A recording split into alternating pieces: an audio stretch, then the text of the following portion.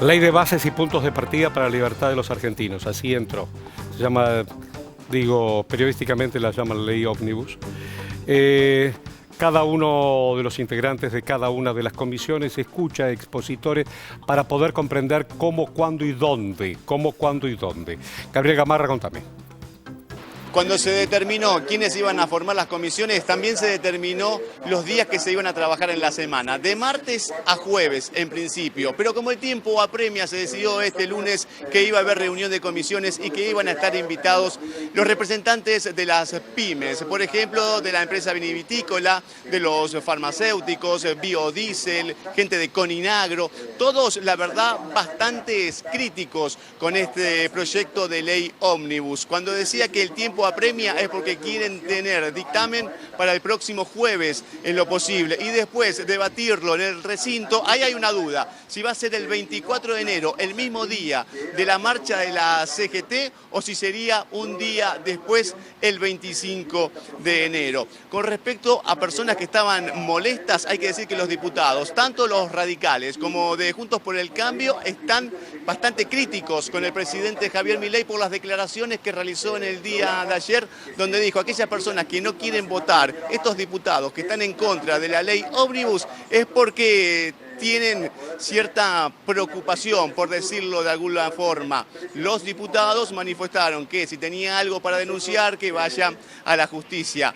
Entre otras personas, los que estuvieron acá fueron los representantes de la CTA y de la CGT. Me estoy refiriendo a Hugo Cachorro Godoy y también a Héctor Daer, preocupados sobre todo porque cuando habló hoy el vocero presidencial en conferencia de prensa, manifestó que se estaba pensando, evaluando la posibilidad de aquellas personas que trabajan a nivel estatal y vayan a la marcha del 24, podrían descontarle el sueldo. Si les parece bien, escuchamos y vemos a estos dos dirigentes. Señoras diputadas y diputados, tenemos que estar en un momento clave para nuestro país y consolidar la institucionalidad democrática de nuestro país. Cuando se propone todo para debatir es porque no se quiere debatir nada. Por eso hay que votar por no la ley ómnibus y hay que suprimir la vigencia del DNU en la comisión o con un plenario en cada una de las cámaras.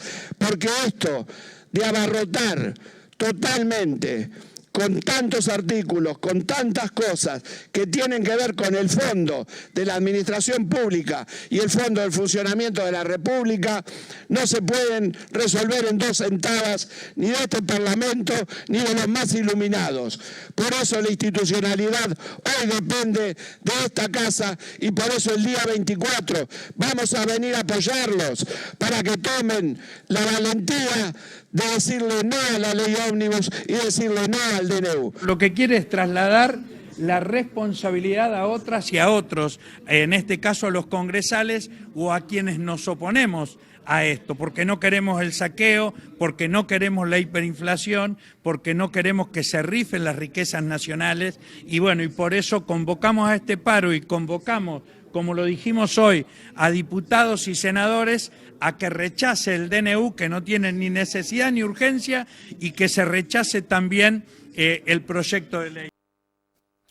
Bueno, querida Poli Sabatés, qué bueno reencontrarnos. Ayúdanos a pensar de qué se trata estas reuniones. Bueno, jornada muy pedida por la oposición, esta de hoy y que también se va a repetir mañana, que es básicamente que además de los ministros y los funcionarios que redactaron o que están a cargo de las áreas que atañe específicamente este proyecto de ley, esté la sociedad civil, ¿no? Los afectados, las afectadas por cada uno de los artículos, por cada una de las reformas. Hoy finalmente se dio. Bueno, fue un poco corto el tiempo, 5 minutos tenía cada expositor, cada expositora. Hubo algunas quejas al respecto porque además les tomaban el tiempo y les marcaban cuando quedaba 1 minuto, pero más allá de que hoy hubo 65, mañana va a haber otra jornada de estas con otros referentes. Interesante escuchar, obviamente, esta voz. Que en ese marco, hoy el presidente de la República, incluso antes de su viaje, concedió una entrevista radial en la radio de Buenos Aires y, entre otras cosas, esto dijo. El déficit cero no es negociable. ¿Cómo sea? El déficit cero no es negociable. Es decir, no importa qué pase alrededor, el déficit cero no se negocia. O sea, vamos a déficit cero. Entonces, porque nosotros entendemos que el origen de todos los males es, digamos, el Estado, o sea, el déficit y los políticos generando déficit fiscal. Por lo tanto, el déficit cero no se negocia. Y si nosotros nos encontramos en un contexto más adverso, ya sea o porque tiene que caer más la actividad o porque baja menos la tasa de interés, o tuviéramos un menor acceso a los mercados de capitales, eso haría que la economía tuviera menos recursos y por ende, como no se negocia el déficit cero, digamos, el ajuste que habría que hacer sería mayor.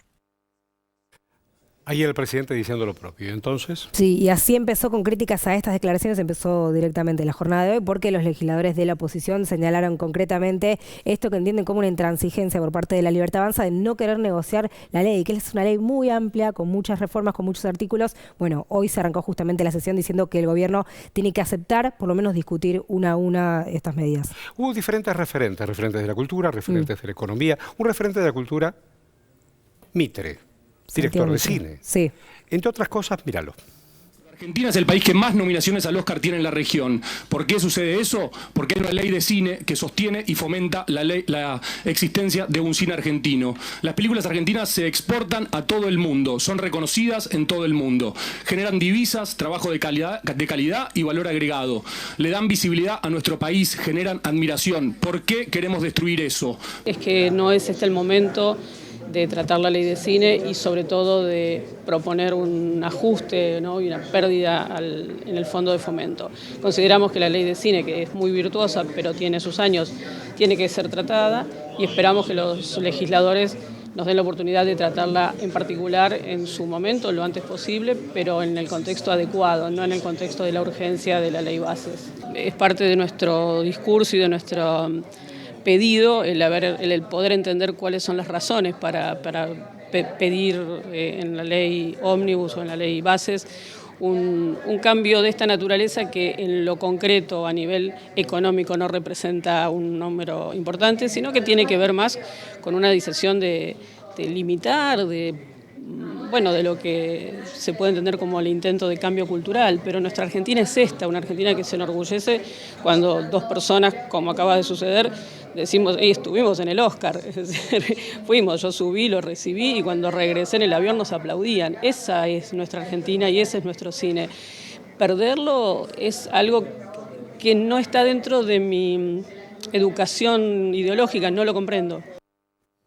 Quien habla y acabas de escuchar, primero Santiago Mitre, director de la película 1985, Sí. y Vanessa Ragone, que es presidenta de aquellos directores y productores cinematográficos. A modo de reflexión final para seguir pensándolo, ¿qué me decís? Casi todos los que expusieron hoy se manifestaron en contra de la ley, pidiendo a los legisladores y las legisladoras el rechazo de la ley y del decreto de necesidad de urgencia.